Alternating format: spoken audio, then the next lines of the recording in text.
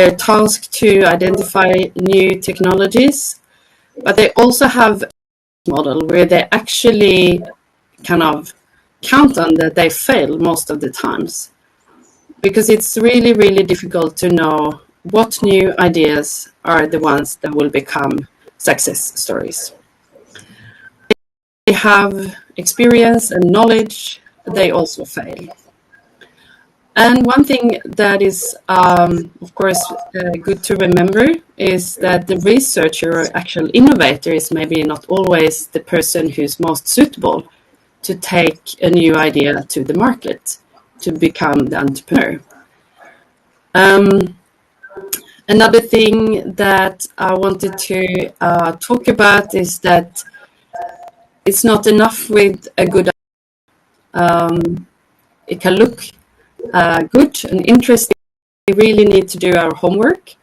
We have both experience to understand an idea, recognize it in the first place, but also live in it. To look at the whole business case and the whole value chain. And this is the work you need to do, but who is going to do it?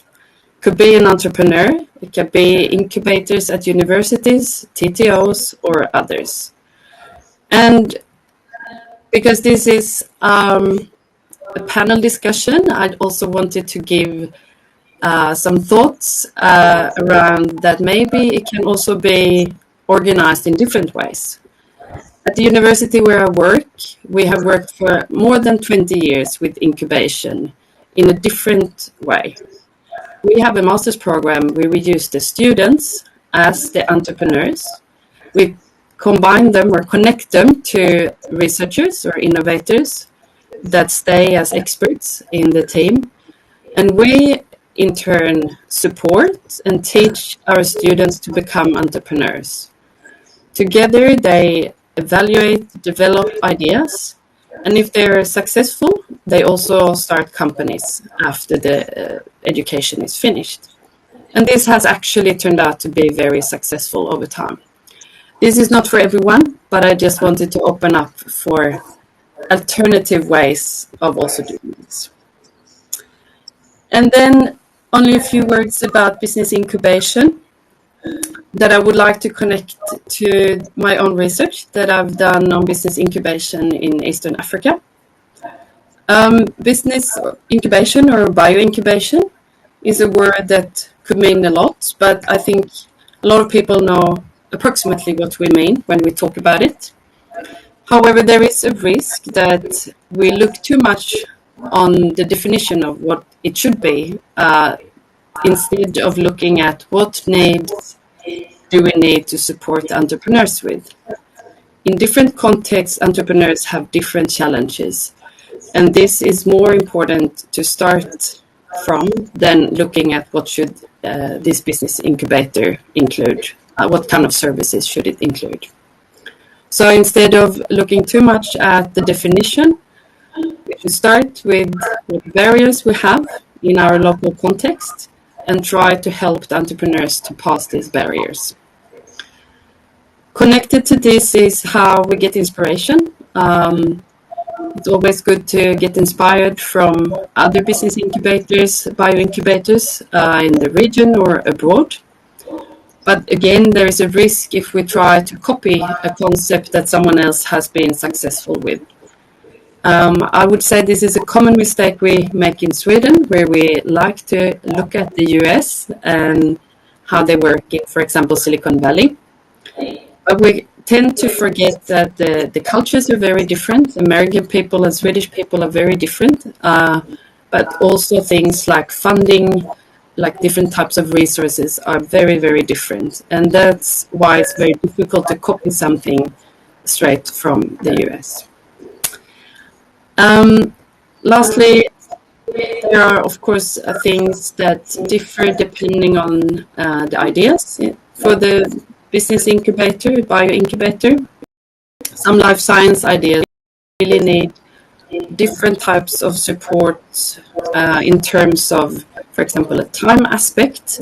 Life science ideas can take a very long time to develop and take to the market, depending on what it is. And with that comes the financial aspect, of course. But there could also be other things like life science, the field needs publications, like scientific publications, maybe in parallel with developing a product or like a new technology. And that could also change kind of the needs for the entrepreneur. But with that said, I think I will leave the floor to the next to the panel. I'm really excited to hear the reflections on all these different issues. Thank you very much. Thank you, Dr. Christina, for that very well put preamble to these discussions that we're going to be having. And to keep us rolling, we'd like to introduce a video that you'll be able to see on Vilgrow Africa and Uganda Green Enterprise Finance Accelerator, and then we will keep the ball rolling. Vilgrow Africa is really focusing on two things.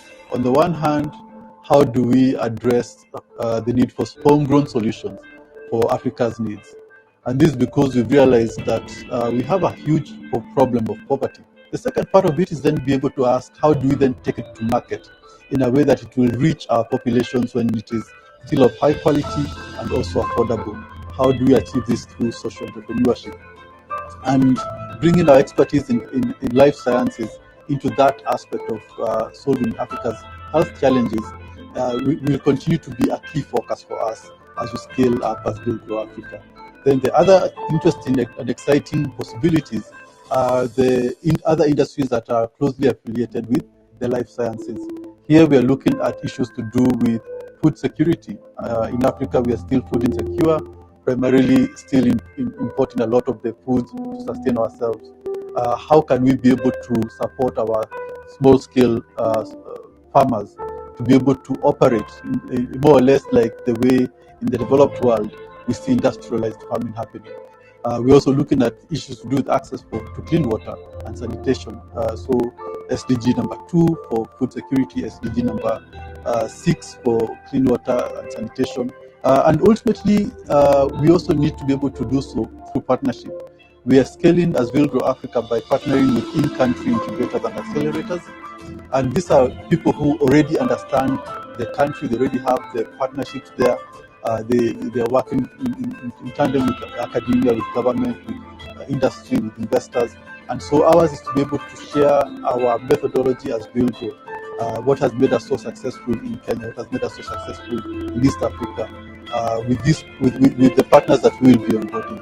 And we believe that even in doing so, there's a lot of leverage in terms of having the networks beyond just the know-how. That's also a very critical ingredient for success. A green enterprise is one that is focused on sustainability. So the Uganda Green Enterprise Finance Accelerator is a program that is fully funded by the European Union delegation to Uganda. And what we're doing is to see how can we support green SMEs access financing from partner banks. We are looking at 5 sectors. You have an enterprise in renewable energy. We are looking at sustainable tourism. We are looking at sustainable transport. We are looking at waste management and green manufacturing. And when you're accepted into this program, there are 2 elements to it. There's the non-financial component and the financial component. The non-financial component is that business advisory that we're going to give you for 6 months, well-defined operations and structure of how you're going about the growth of your organization. And then we are partnering with local banks. So when you've gone through this, we'll present to one of our partner banks to give you a loan that would have predetermined during the investment plan of how much are you looking to invest as an organization. Yes, discount means that we will immediately reduce the loan that the bank has advanced to you by a card. For example, if you take out $100,000, the GEFA will immediately pay the bank, not you, a third of that loan. That is $33,000 US. Finding XY is an innovation center and business advisory firm where we focus on supporting local SMEs. Since 2017, we've handled over 1,000 enterprises from different sectors, all focused on addressing issues to do with sustainability.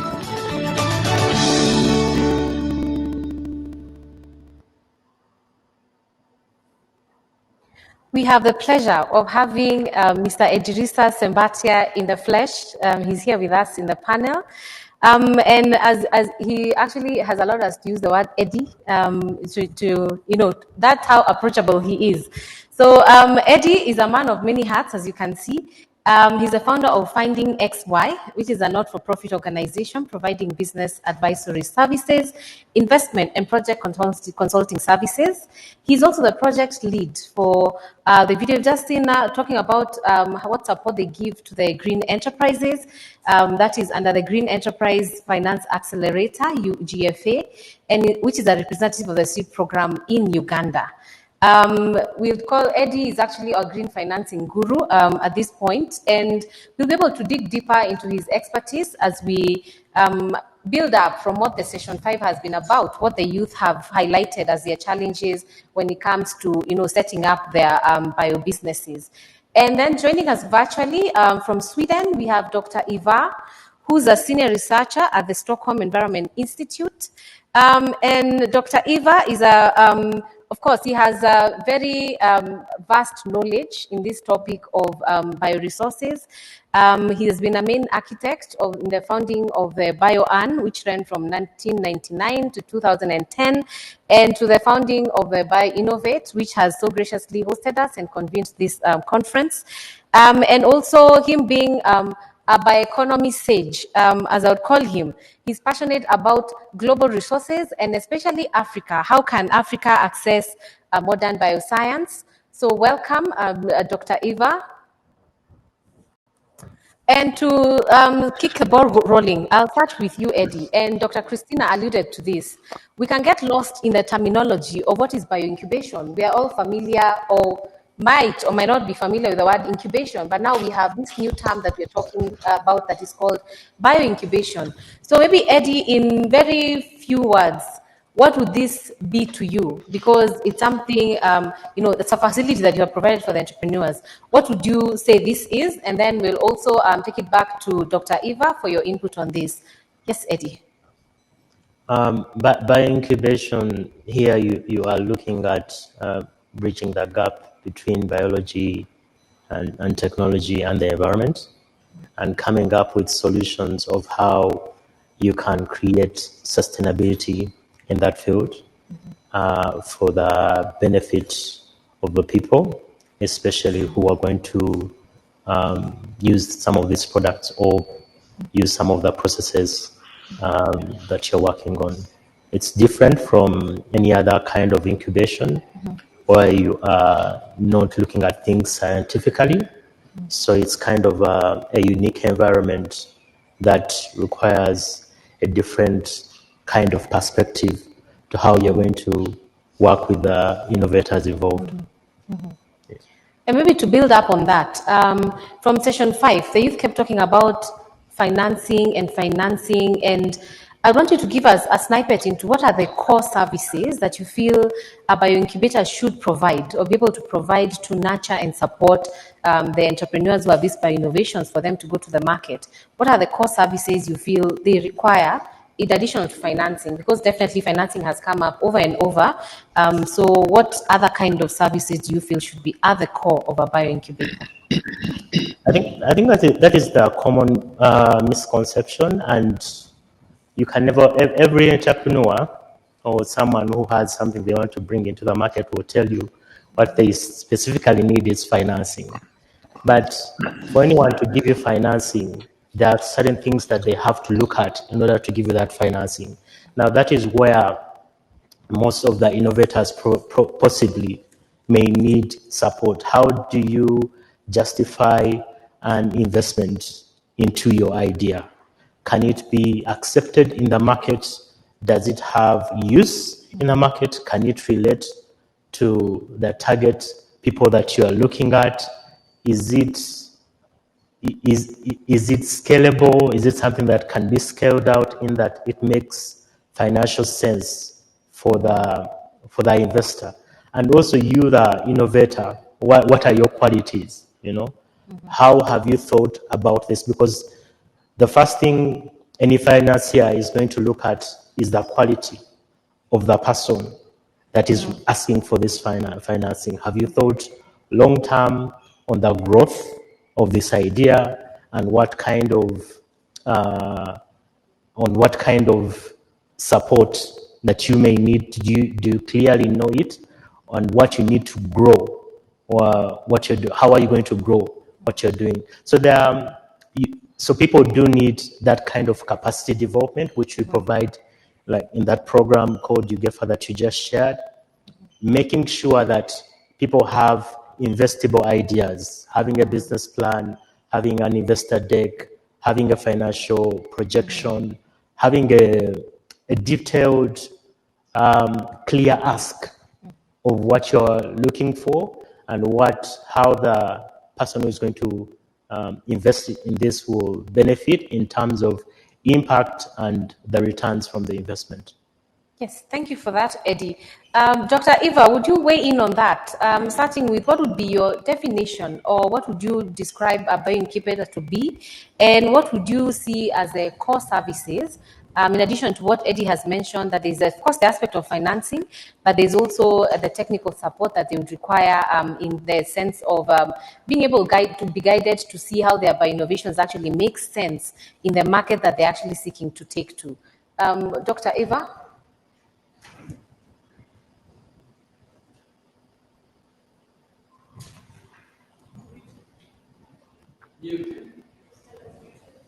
Dr. Eva, you are muted. Yes, you're muted. Okay. Okay. Thank you very much, Kanana. Thank you very much for allowing me to say something about this. I think, to start with, I think if you look at Africa, you have this fantastic bioresource base, which is the foundation for the bioeconomy. But the key thing here, I think, is that far too little value addition is done. There's too much of that primary resource not being part of any value chain or any processing. So I think there, incubation and the bioeconomy, this is really the nutshell of the bioeconomy to me for East Africa, that the whole value addition process, both to waste, to primary resource, to residues, etc., etc. And in doing so, there's, as Eddie was saying, there's so many issues apart from the financing, which is the key bottleneck in a large sense. But there's also things like sustainability of these resources. What about new bio-based standards? Do we have a market for these new bio-based products or technologies that are up and running? Do we have certification standards? And in some cases, like in the case of Bioinnovate, there has been support in creating new certification standards and etc. And also sustainability frameworks, which are increasingly important when you talk about the whole bioeconomy as such. So I think the thing with the bioeconomy incubator or bioincubator is that it, to a large extent, it works like an ordinary incubator in a conventional incubator for many of the technologies.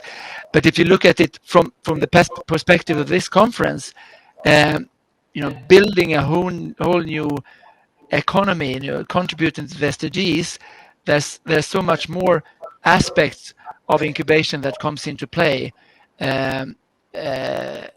Apart from those Eddie was mentioned, then the certification, the whole market, the whole sustainability aspects, the job creation, the livelihoods issues. So there's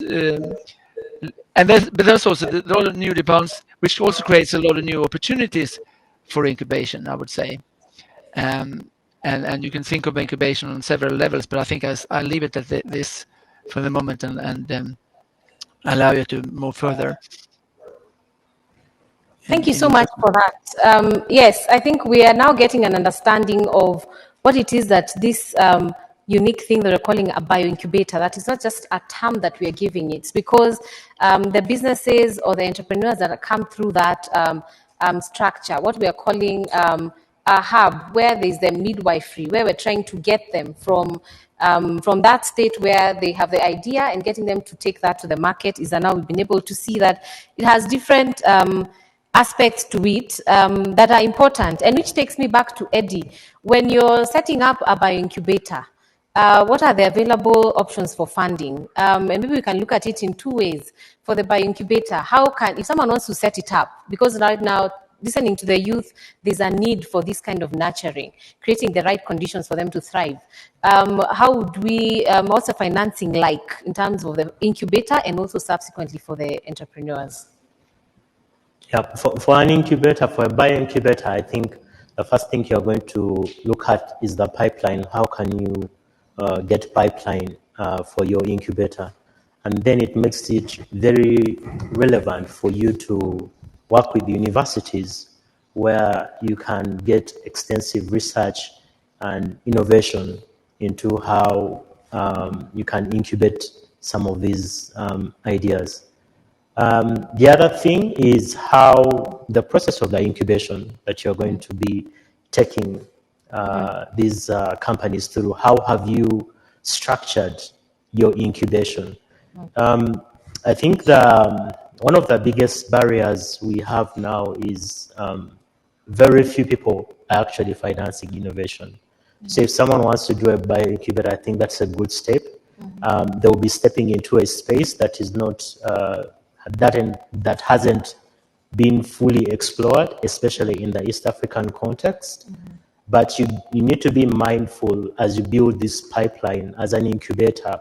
How are you going to bring these innovations into the market? Which I believe then will be a different topic. But how are you going to bring these innovations into the market, and how are you going to make sure that these innovations are actually ready for the market? Yeah. Okay. So for the entrepreneurs, would you give us a sort of a snippet into what kind of funders are actually waiting for them at the end of this process that you're taking them through? And I like that you've also highlighted a bit about the pipeline, and we'll pick up on that as we go along. But a bit of insight into who are these funders who'd be interested in these biopreneurs, and what ideally would they look for? What's the make or break for them to be able to invest in these entrepreneurs? I think there are a variety of funders and people that can work in this space. It just really depends on what kind of results they're looking for. And these results are shaped by the impact, they're shaped by the risk involved in the innovation. Is it something that is acceptable to them, or is it something that doesn't tick some of their boxes? The other thing you can think about is the scalability of what you are trying to create. So different funders are going to come in the shape of the nature of the impact that you want to create, but also on the viability of the idea. So in this case, previously there was a focus on access to debt, access to equity, access to grants, access to mezzanine financing. But as we are doing in the green financing space, we are trying to bridge that gap between development finance and commercial finance. How can you bring this kind of financing together?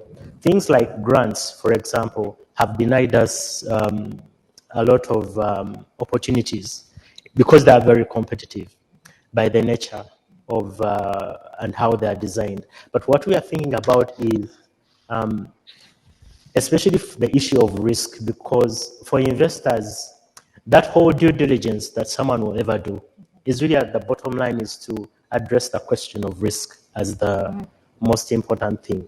So the kind of financing that we are currently working with, blending commercial finance with development finance, trying to bring things like concessional loans, returnable grants, because we are looking for sustainability in how you are coming about with this unicorn that you want to bring to the market. That kind of finance pushes entrepreneurs not just to tick the impact boxes, but to make sure that whatever they are doing actually works. Don't just give us a number that you have been able to serve 100,000 communities or 100,000 farmers. Tell us and show us that 5 years from now, whatever you're doing is going to be existing. So the nature of finance that we now consider is that kind of finance that can blend what is development, what is commercial finance, and of course it has to be concessional with the level of de-risking. You know, you have now things like first loss facilities or second loss facility, or different kinds of approaches, or financing, or a loan that is tailored on where you pay back based on the revenue that you're generating. So different players, investors, funders are coming up with these different kinds of approaches to make sure that whatever is being financed is actually sustainable in the long run. Yeah. Okay. And also, Dr. Christina mentioned in her introduction that science may take longer to get to the market.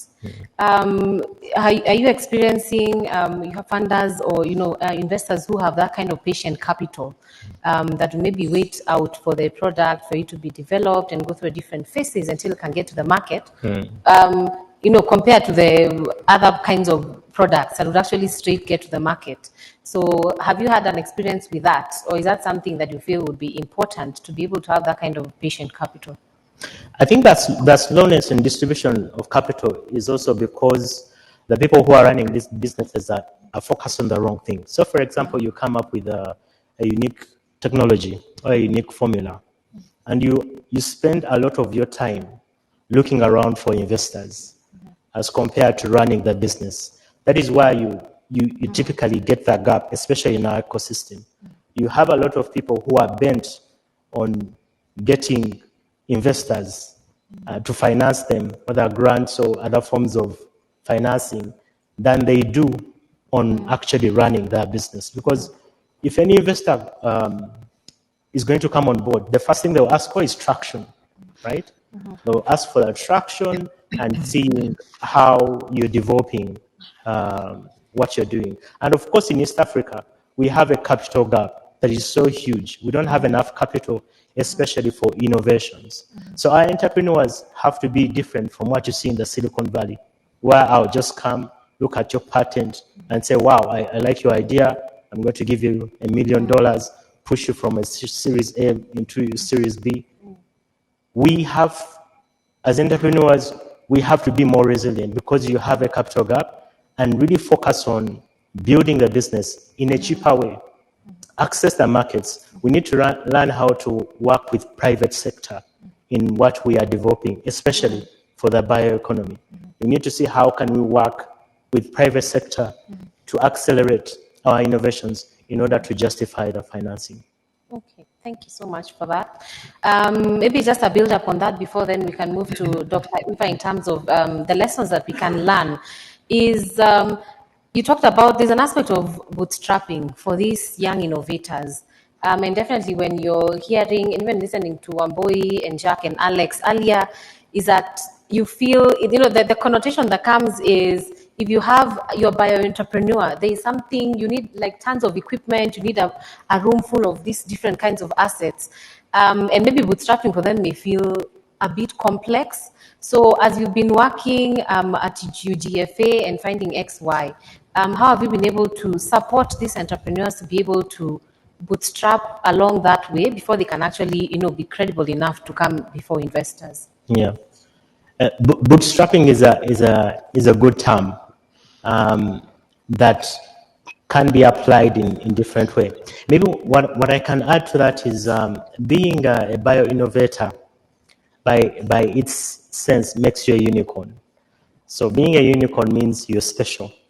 So one of the challenges you have is innovators, and I know I may rub some people wrongly, innovators do feel special, right? And that comes out in the way you're actually going to run a business. Because the strength of bootstrapping is your ability to build partnerships.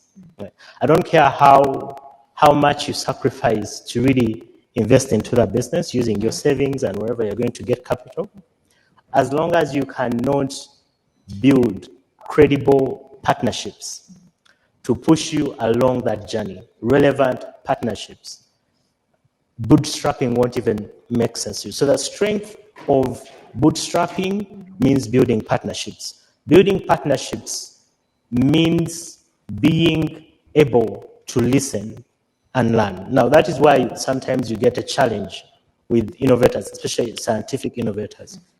Are you willing to learn? Or do you have this knowledge that you have that then becomes a blockade, to you learning? Because when you're moving from science, innovation into entrepreneurship, that is a whole different ballgame that you need to transition in and accept to learn. And it's not for everyone. That is why that mentality of building partnerships is really key. You don't have, as a scientist, you don't necessarily have to become an entrepreneur, but you can explore how you can build partnerships that can help you realize your dream or your goal or your innovation and seeing it in the market.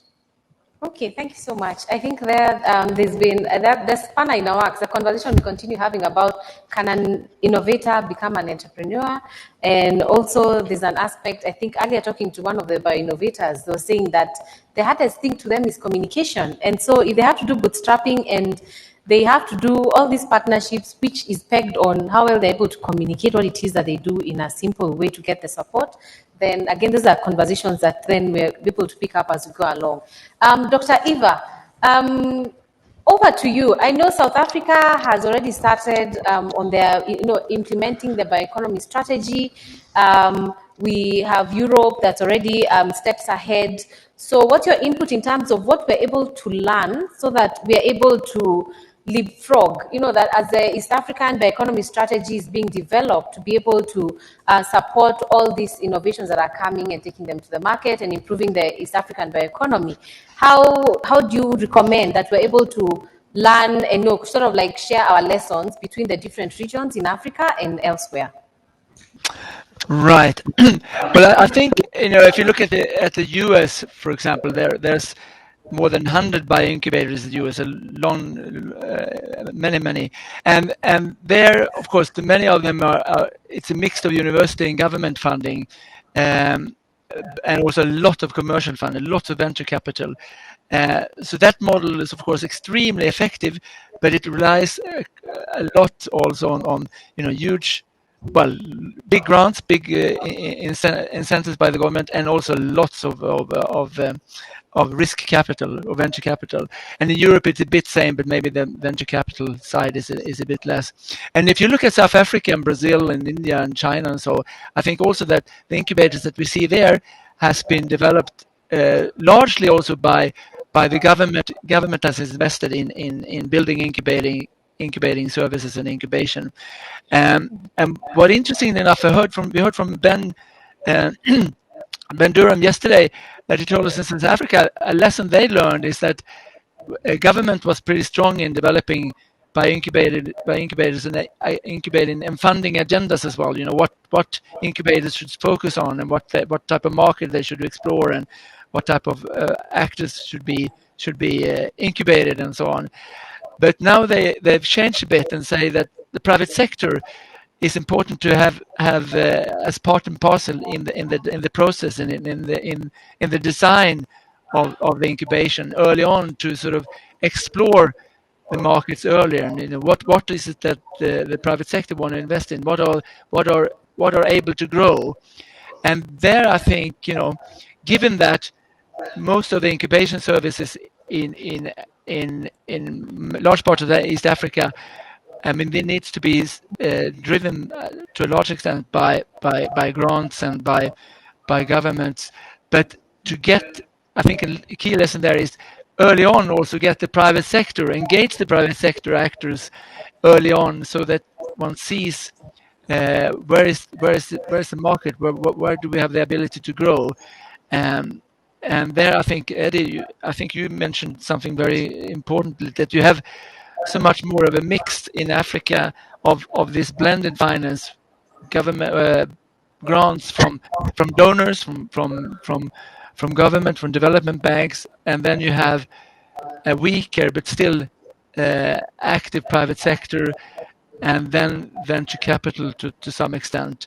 But that gap there is a bit more challenging than in many parts of the world, to bridge that gap from development funds and government funds into commercial funds. But there, I think that, and you also mentioned something very important. I think that you mentioned partnerships, that these incubators are able to bring in partners,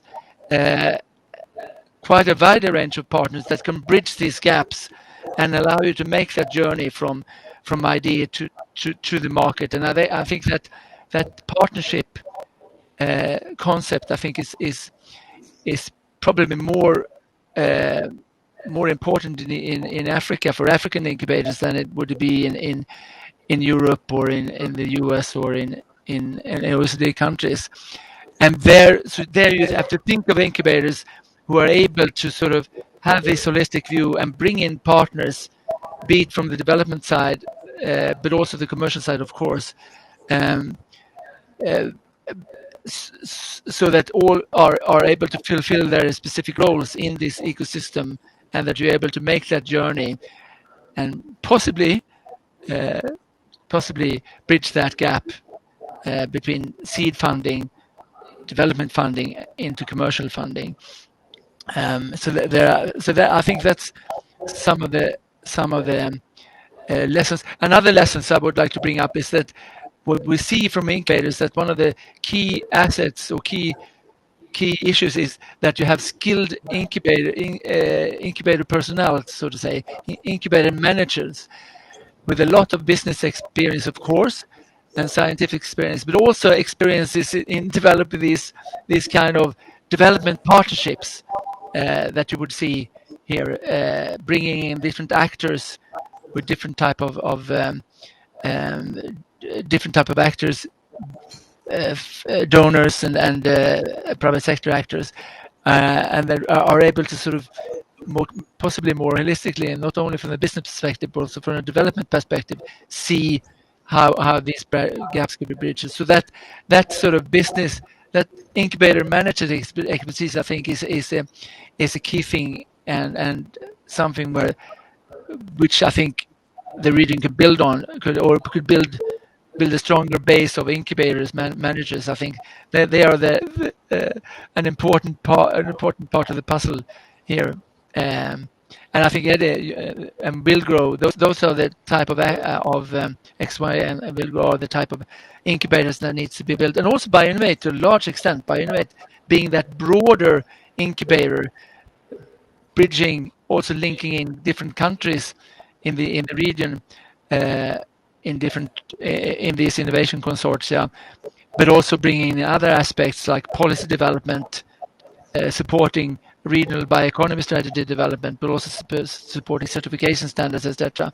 So incubators with a larger, not only business specific, but with a larger portfolio of skills are important there as well. I think I stopped there from the moment. Yes. Again, maybe back to you before you mute.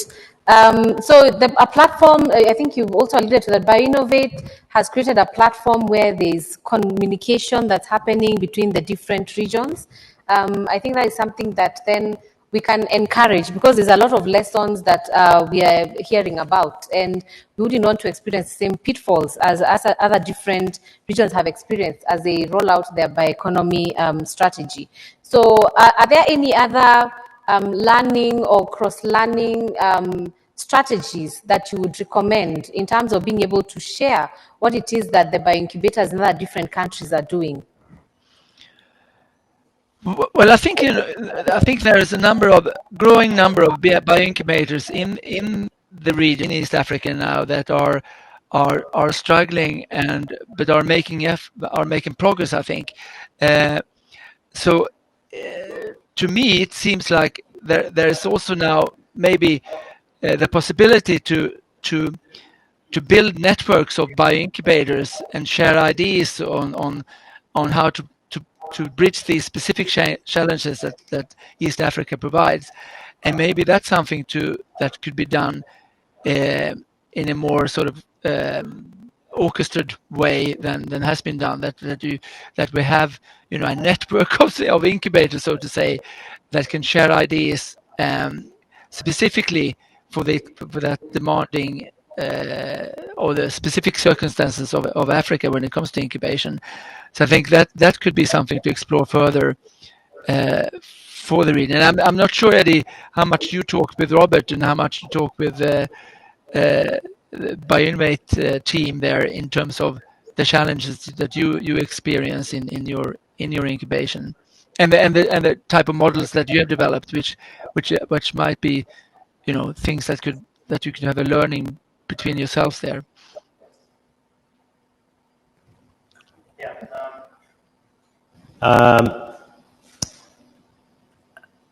I just want to actually re-emphasize your point related to that on the quality of advice.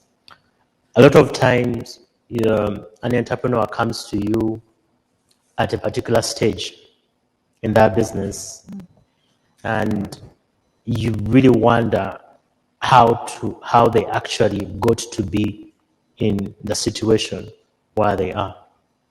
And it's because of the kind of advice. I totally agree with Eva's point when he mentioned that incubators should have good advice, good managers that are skilled. The quality of advice is really key and central to how you're shaping the incubation. One time, recently, a lady came to me. She had she's an engineer, had started out her business in 2012 in agriculture. The business failed, and then she pivoted into financial services. Then it failed. Now she had pivoted into a modified cook stove that is blended with solar. And when she went to get advice, and they gave her a loan to scale up the production of her cook stove. So she went and paid the technology supplier based somewhere in Europe, and the money wasn't enough. And what she was advised to do was to triple her loan. She was already in debt. She's not generating revenue, right? But the advice she's getting is that you need to dig deeper, go more, the product will work. It's not uncommon that you see so many businesses that are grant funded. For example, you have $1 million in grant funding, and your revenue doesn't even make up 5% of that. And yet you already scaled out in Rwanda, in Kenya. All that comes down to the nature of advice, because people think getting money will be the trick. It's not actually the trick. It's the capacity. For most of the people, especially coming up with unique innovations, sometimes there is a misconception of thinking that this thing that you have created is the business. But that is not actually true. The business is the infrastructure that is surrounding this. It's the paying customer. It's having a strategic direction in how you want to take your business. It's having clear processes of how you want to grow and operating. There are all these unique things that you have to look at to actually have a business. It doesn't end with you coming up with this uniquely placed innovation that is actually needed in the market. That's what really shapes a business. So if you are going to be innovative in how you are handling these innovations, it's the quality of advice, it's the commitment, that hand-holding. I'm happy with Bioinnovate and how they work with the enterprises, giving them that fast financing that can push you into the market. That hand-holding is key, because we have that high failure rate of businesses in Africa because you have that uniquely, because people do not get enough advice. You don't get enough direction and hand-holding to really help you make that critical transition for you to have a business that can now generate income, can sustain itself, and has the capability to grow. I like that the conversation that's going on now, that there's an aspect of time that I feel is coming up in terms of how do we help these young entrepreneurs, the startups, be able to appreciate that this process that you're being taken through is not, it's not like a 2-week kind of thing.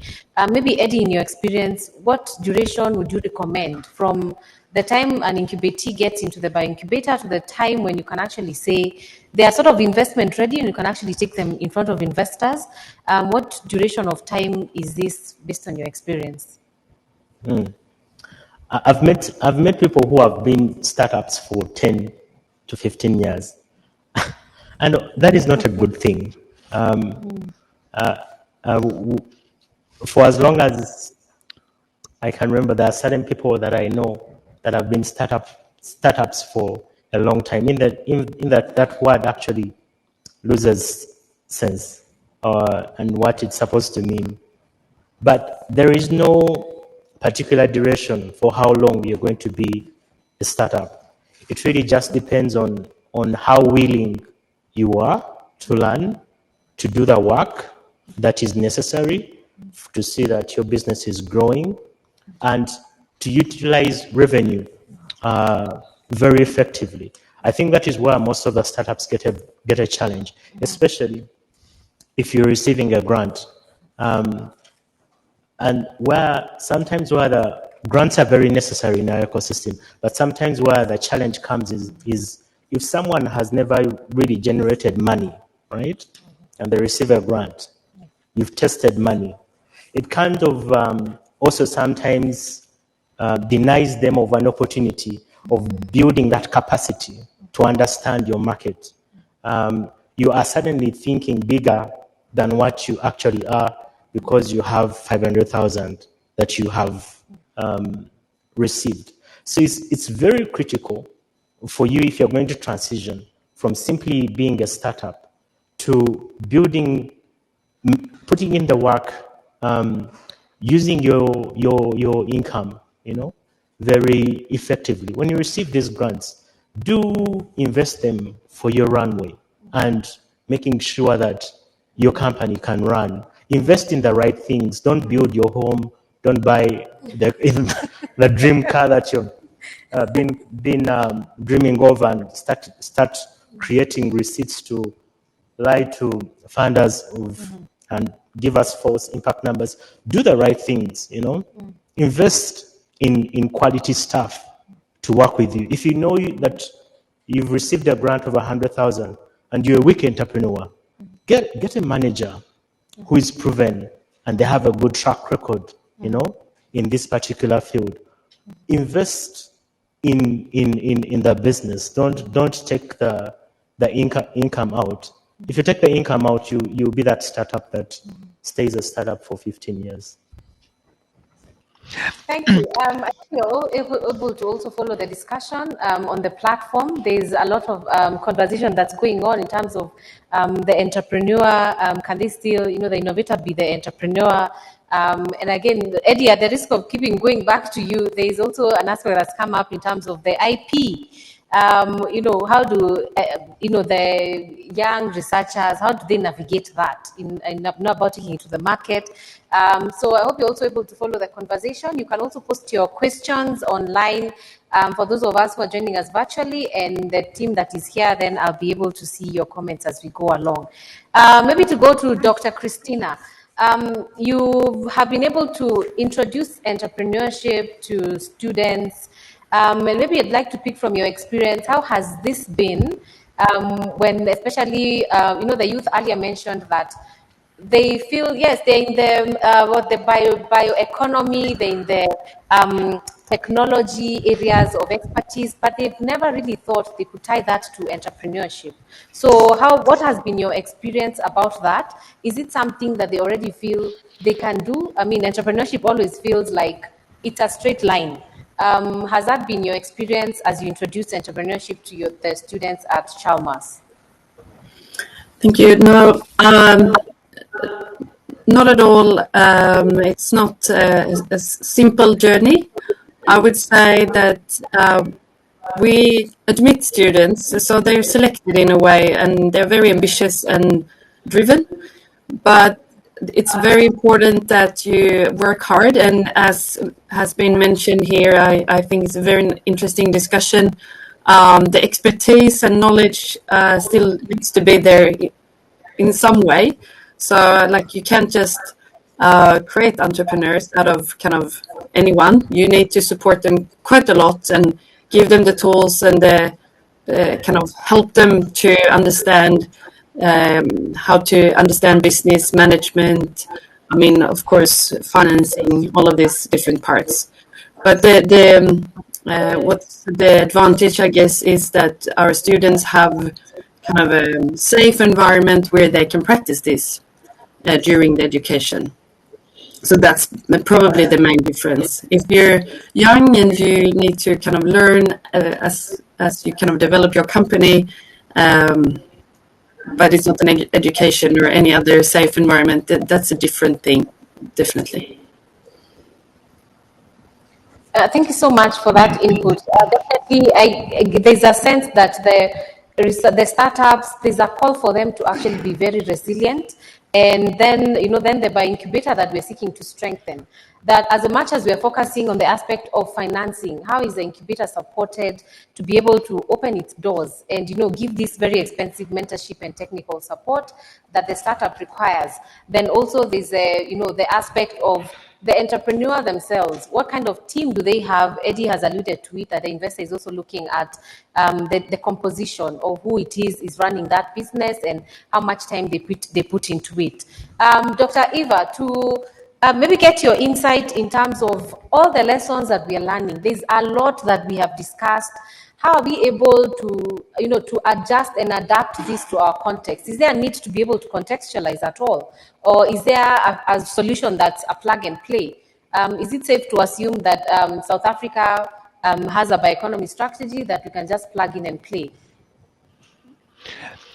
No, no. I think you really have to contextualize both the strategy and the type of incubation done in East Africa, and also country-wise. There's different country context as well. So I think really what we have mentioned in the sense that a bit is that you have the incubator and you're incubating services, but there are also a need, I think, for the more physical incubator where things can be tested out, like with equipment, with staff that can help you to sort of, if you have a value addition thing you want to do, you want to test if the concept works, you can't sort of invest in a big type of equipment for that. You need to buy, but you can maybe go to a center or a biohub or agro development center or a physical center to test out your ideas. So there's and those type of centers, of course, in Europe and the US, they're plentiful, but in Africa they're very scarce. There are very few of these physical incubators where things could be tested out and where pilots could be done. So I think that's something which needs to be developed, and possibly government and donor fund needs to come in as well. So I think that's a specific thing that what needs to be built up. And also I think what Ed was saying there, but that goes for many incubators. And many of the researchers that we do have and are starting up, they have also they're in the research mind. They think, now we have this fantastic product, fantastic technology, and then work on the technology, but maybe not on the businesses and generating incomes. So that's where the partnerships comes in, and the business skills comes in. How do you develop your business case, and how do you make money, and how do you ensure sustainability of your investment? And that's maybe something which needs to be strengthened in many of the incubators that we do see in East Africa. I think the mixture of where you need strong donor finance and government funding to get things started, and a private sector which is fairly risk averse and doesn't have that much ability to take risks is a very complex and demanding environment for incubator. But that's how one needs to operate. Which brings me in a sense that maybe also we have to look beyond, in a sense, how do you, the whole bioeconomy needs to go from small scale. If it's going to make an impact, we have to industrialize the bioeconomy in East Africa, and how to make that really large scale. And that's an issue where you might want to partner with already established companies, international companies that might come in and link with your incubator and link with your platform.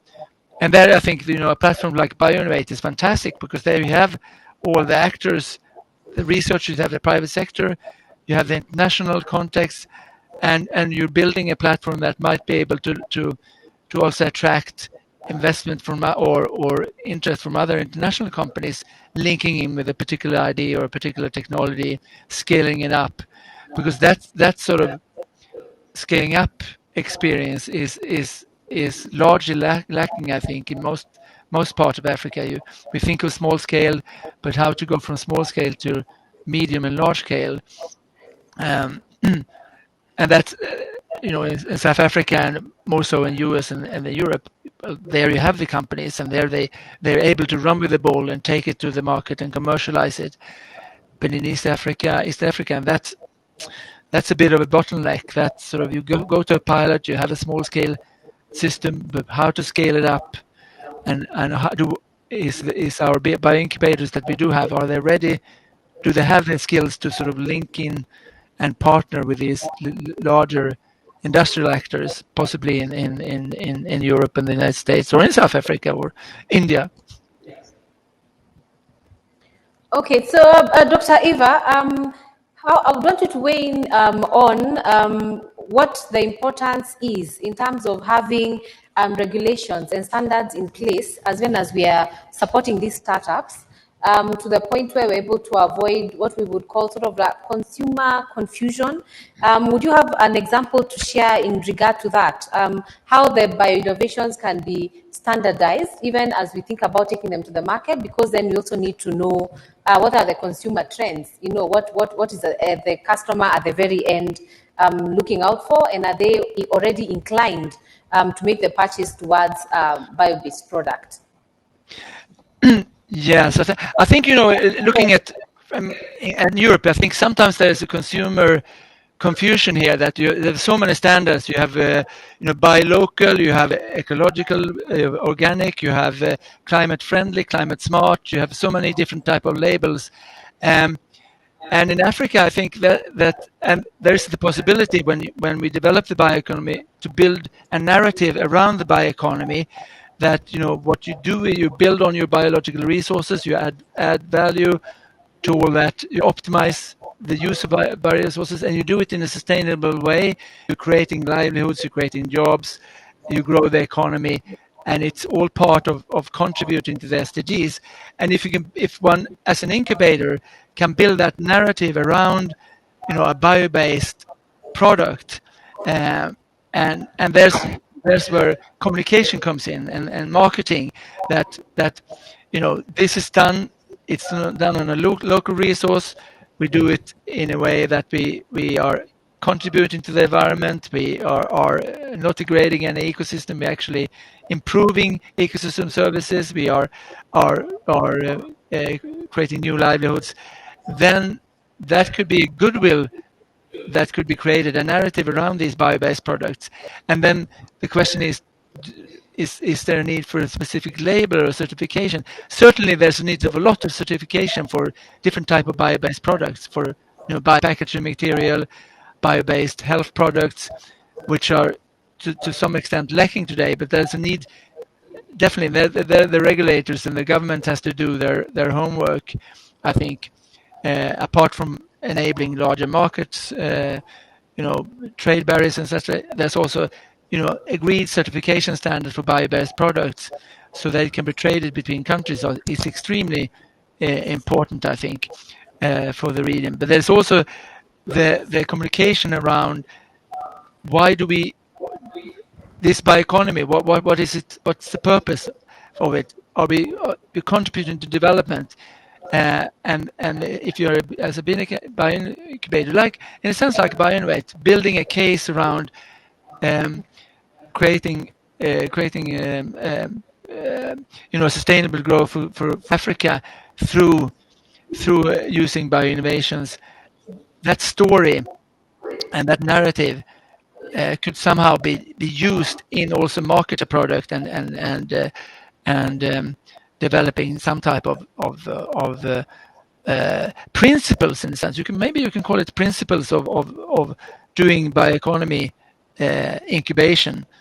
And so there's a lot of goodwill that could be capitalized and maybe also expressed also in terms of marketing.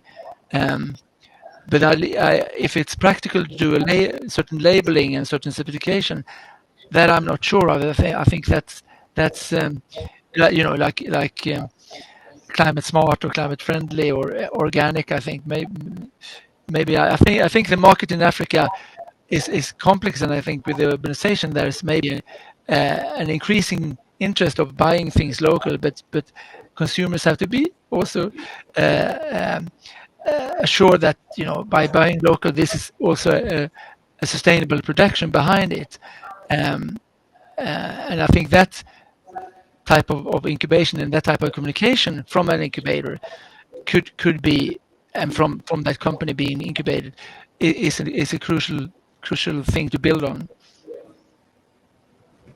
Yes, thank you so much for that valuable input. Definitely, we can feel there is a sense to have a value chain of activities happening, even as we get in the incubatees through the bioincubators.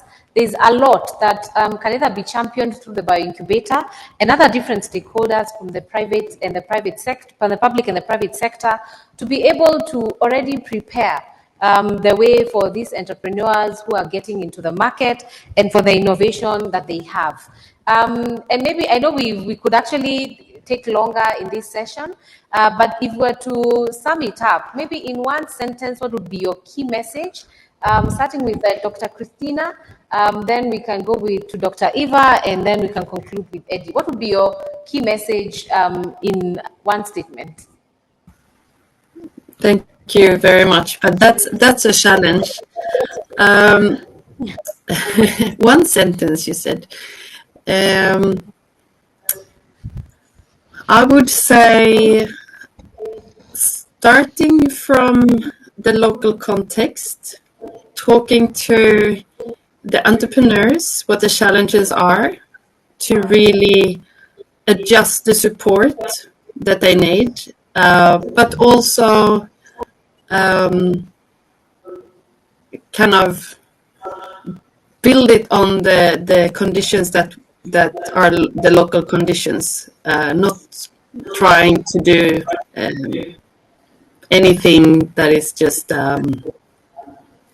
ideas about financing maybe, or coming from abroad. I don't know if that made sense. Trying to make it into one sentence, but really starting from the local context. Okay, yes, I need the assessment to be able to know what to provide in the bioincubation and to be able to contextualize it. Dr. Eva? I think the key here, I think, is partnerships, and I think Eddie expressed in a sense as well that there's this ability to bridge that strong influence of donor funding to also bridge that into commercial funding. There you need a lot of partnerships and a lot of sort of holistic thinking on how that could be done. So and that boils down to that we need a whole cadre of very able bioincubators, which I think is a key here. And I think they're there, and they need to be given more resources to more incubators and more incubator managers in the region. Yes, thank you so much. Of course, definitely, we don't want to unpack the box about the incubator sustainability. Before Eddie gives his remarks, for those who are online and those who have questions, You can keep putting that at the question and answer tab. We will be moving to those shortly. And then also maybe highlight a few of the points that have come up in the discussion tab also. So Eddie, in one statement, maybe I can allow you to, you're working directly with the incubators. So what would be your key statement? What's your key message in regard to strengthening the bioincubation? I'll give two, if you don't mind. One for the incubator, one for the Yes, please. for the entrepreneur. So for the incubator, the incubator has to accept that they are going to have a failure rate, but that failure rate has to be acceptable. Not every idea that one gets or innovation actually works. That is a fact. So you have to accept that, and that's the risk of working in the startups phase, is that you're always faced with that challenge. Not every idea is going to work, so have expect and have a reasonable failure rate.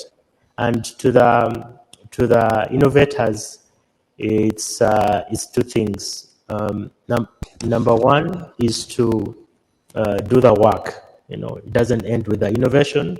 Actually, the actual work starts with the innovation, because you want to create this impact. You want to see how people's lives are transformed, how processes are changed, how waste is reduced, and whatever kind of impact that you're thinking about. So do the work. Be prepared to do the work, and of course, do the right things in how you're doing this work. I think those are key things for the innovators. Thank you so much, Eddie. That from the conversations, even online, I can see that they've appreciated the practical examples, the very practical challenges and the opportunities that you have seen as you've worked with the biopreneurs. There's a question here. I think Kennedy has started a conversation about bioincubation and how it harnesses entrepreneurial potential. But then there's a question about who is a better mentor to these startups. Is it the business operator, the scientist, or the policy advisor? So I think anyone on the panel can weigh in on that. Who is a better mentor to this entrepreneur? And I know Professor Mshandete said he's been a coach for these startups. So who's the better mentor for these entrepreneurs? The business mentor, the business operator, or the scientist, or the policy advisor?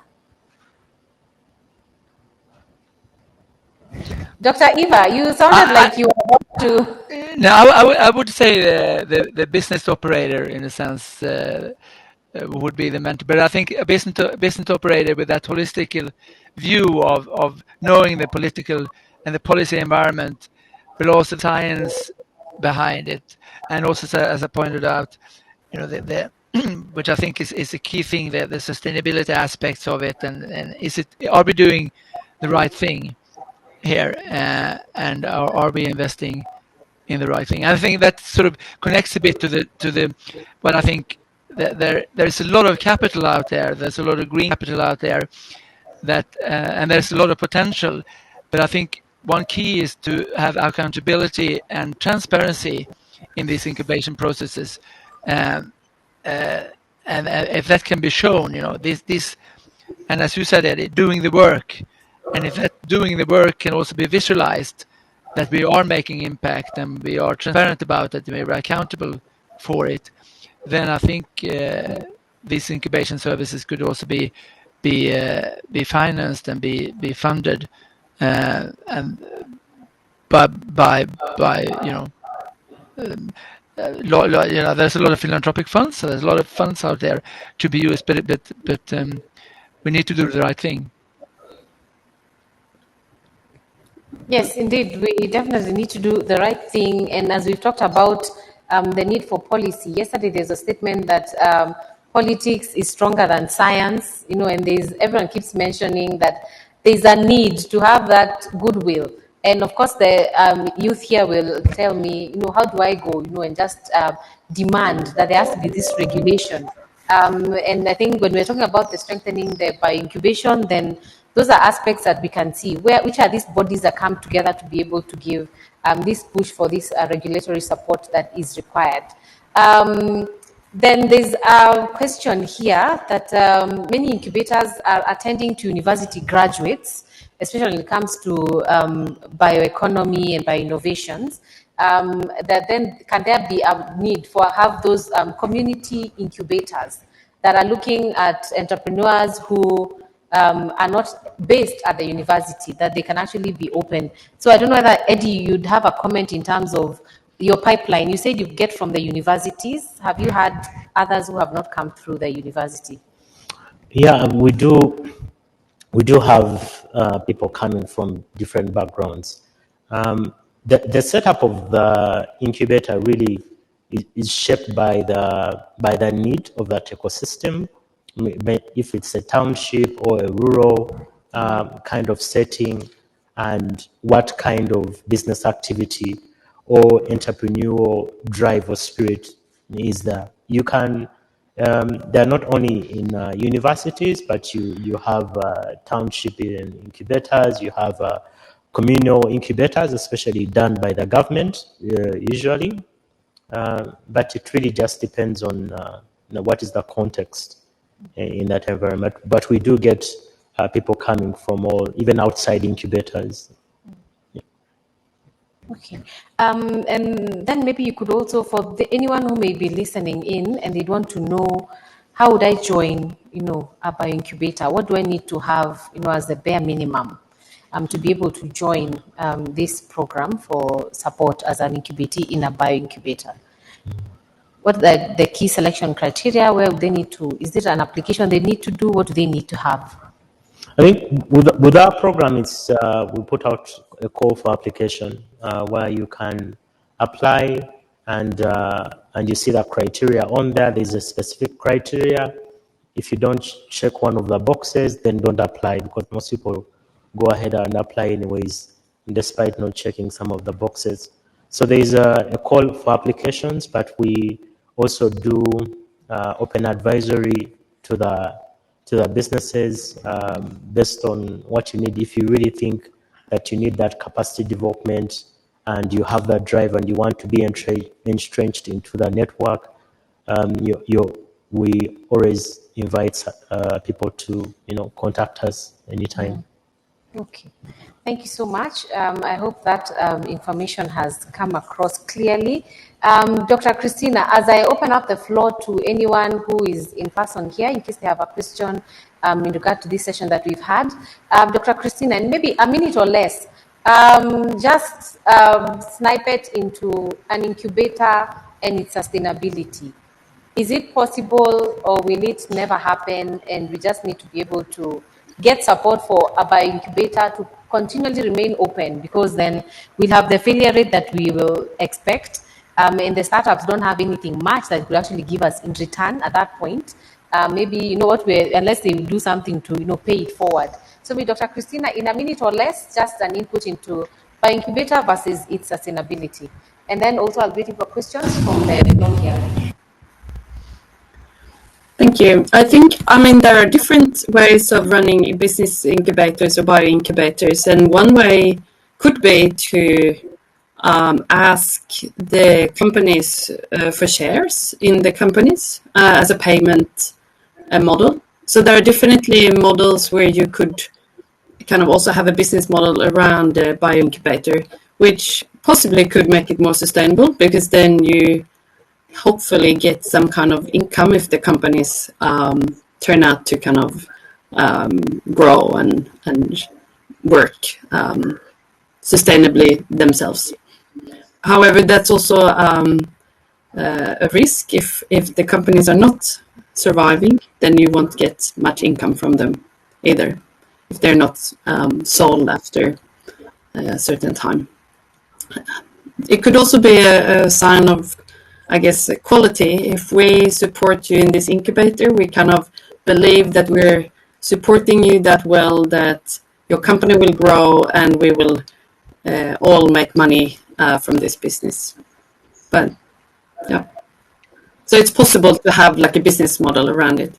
But I guess most incubators, they don't have that. They have soft funding, yes, that's funding. Yes, so definitely that's a conversation that we need to carry forward and yes, and engage different partners in terms of how to ensure that our incubators are able to, in a way, still remain open, because when they face challenges of remaining open, then the startups do not have this opportunity to get that kind of support. Yes, there's a question right here. You can pass the microphone. Thank you. My name is Kebet Desai. I'm the Principal Secretary for the Ministry of EAC and currently the Chair for the East African Community and its coordination activities. Mine's more a comment, having listened to all the contributions by the panelists and on the questions that have been asked within this conference. And it's more towards assuming that there is a market, assuming that, the East African community has 170 million people, and there's a possibility that Congo will be joining us. That's another 100 million people. That's 270 million people, which means that there's a sizable market to try everything. And assuming that this market exists, then what are the three elemental issues that need to be focused on, having heard from yourselves? Indeed, one of them is an incubator is like an SME, an MSME, and therefore requires a dedicated ecosystem for it. It requires a dedicated policy for it, because it's not comparable to larger organizations. They work differently. Multinationals have these networks which are international, and therefore are able to leverage from one another. So the most important issue here is that a resolve has to be made from such a conference to work together towards making an SME incubation policy within the East African community space. And this will then facilitate all manner of facilitation from, registering a bioeconomy business to the special treatment and incentive that it requires in order to take risk and mitigate risk in its value proposition to survival. But most importantly, its ability to be facilitated by way of ensuring that its taxation and its capacities are harmonious to its development, together with its ability to access services and access local content and access markets within governments. After all, the East African community has 6 governments, and therefore 60% of that market is usually government. And so this is critical to develop. Secondly, it is absolutely critical that, for a long time in East Africa, we think of supply-driven, which means, we're constantly trying to see how we can put our best and most genius people into the most roughest terrain and hope that they'll survive. But what we need to look into as a conference, as a community of bioscientists, is how do we ensure that we create the markets? How do we create an honest market, which is so clear that, an entrepreneur finds it motivational to actually wake up in the morning and enter that market. And what does that mean? We need to look at markets from a paradigm shift. We need to look at these as from a systematic perspective. We need to address policy constraints, policies, issues of policies, legislations, the regulatory environment, the standards, so that an entrepreneur is able to link to this favorable condition, which is absolutely clear. But we at the same time need to find mechanisms to promote greater coordination, innovation, capacity development, skills transfer, and the ability for us to promote that entire systematic approach. Now, whose responsibility is it? It can't be delegated to anyone. It can't be delegated to the scientists. It can't be delegated to the policymaker, for example, myself, or it can't be delegated to the entrepreneur. I think it's a collective effort to ensure that we systematically address those elements to an extent that it appeals to the 2 most important things for an entrepreneur. The first is predictability. He wants to wake up in the morning with a predictable ecosystem in front of him so that he can put his best foot forward and invest. The second is the ability for him to innovate on policies, legislations, and regulations to differentiate, to ensure that he's able to be unique within this market systems. And finally, ladies and gentlemen, this needs to be seen from an end-to-end ecosystem. If you see it in fragments, then it'll never link up. And it needs to have that community and society approach towards playing that necessary coordination, choreography, and communications, and that collective ability to champion. And I think that these are the three elements, that I can conclude on, having listened to you and seeing that you are struggling to appreciate as to do what next. But it's absolutely clear, because there's a value proposition, if I draw your attention to the 170 million people who require this potential. But we need to do a lot more together towards promoting that solution. Thank you. Thank you so much for that well-put comment and observation. I mean, definitely it gives hope to know that beyond here, there's a lot that can be done. There's a systematic way to approach this and actually to work together. So it doesn't always feel like the entrepreneurs are being pitted against the policy makers, and it's all a whole back and forth. And also just the excitement of knowing, I'm sure, Eddie, you know what it means to feel there's potential in a market. I'll pick more questions from the floor, but we have run short of time. And I know if I pick a question, I don't think anyone will speak in a minute or less. You promise? Yes. Okay, one last one in just a minute.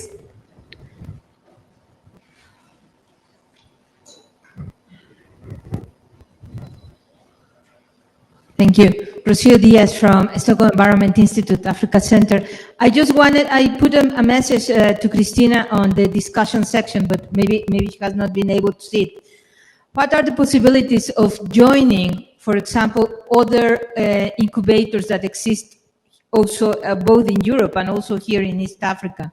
For example, KIC, the Knowledge Innovation on Climate Change. So they actually put incubators for projects on climate change. And I think it could be very good to link them also with what we have here in bioeconomy. In the EU, I think there are many things that are starting to be joined to make it more strategic.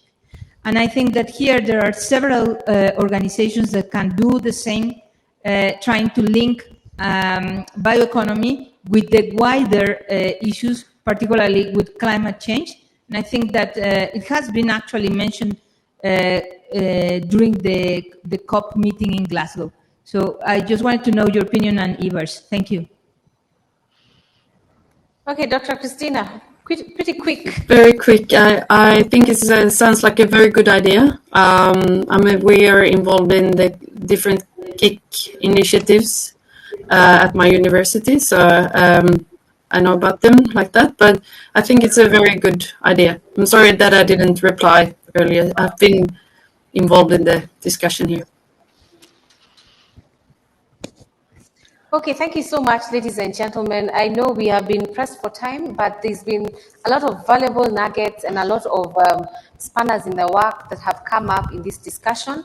And definitely our very capable partner, Bioinnovate, is still going to be able to guide us in this process. And just to recap some of the key things that have come up in terms of strengthening the bioincubation, it's critical that the partnerships all come from the private and the public sector, and they all work together to be able to set up the right structures from an end-to-end perspective that we're able to guide these biopreneurs who we are looking to incubate for us to be able to strengthen our bioeconomy. And another key thing that has come up is being able to champion that SME incubation policy so that subsequently, as we have other platforms to cross-land, that there will actually be a build-up of discussions that we have had, and there's already a framework set for us to be able to support these incubators that are very, very important, that the importance of them that we cannot deny. Then that the bioincubation needs to be well structured, needs to have expertise that is from the business end and the scientific end. So there's need for also the incubators to be really well structured. They have the right funding, they have the right staff who are going to be there, they have the right equipment for them to be able to welcome these incubatees and be able to support them for the duration of time it takes for them to be able to get to the market. So thank you so much for tuning in. For those who've been online and for those who've made it to be here in person, we are grateful for that session that we have had, and the conversations continue on how to strengthen our bioincubation. Thank you so much to my very experienced panelists and very happy and excited panelists. I can see Dr. Eva is raising his hand. Thank you to Eddie for coming and for sharing so passionately from what it is that you do, working with entrepreneurs and giving them that financing to be able to get into the market. Dr. Christina, thank you so much for the support that you continue giving the entrepreneurs, even while they're at the university, to be able to appreciate entrepreneurship and innovation in regard to the biosciences. Dr. Eva, your expertise, we cannot even begin to unpack it here, but your passion for Africa, we hope that continues as you continue to give us your insights in terms of your research and opinions in strengthening the bioincubation. I don't want to lock you off. You're really smiling, and it's hard to say no to someone who is smiling. Okay, 1 minute or 30 seconds. I just wanted to say thank you, and there was a lot of good questions there that we need to think about in the region. And I just want to say that part of the bioeconomy strategy talks a lot about this enabling environment where the policy also for the bioincubators is really part and parcel. Okay. Okay, thank you so much. I think there's a question for Eddie, but then this will be taken. I think Chira will advise how we are going to be able to still get the questions answered. So to Gloria, who's asked the question, we have taken note of it and we will find a way of getting a response to you. Okay, over to Shira. Thank you for this session.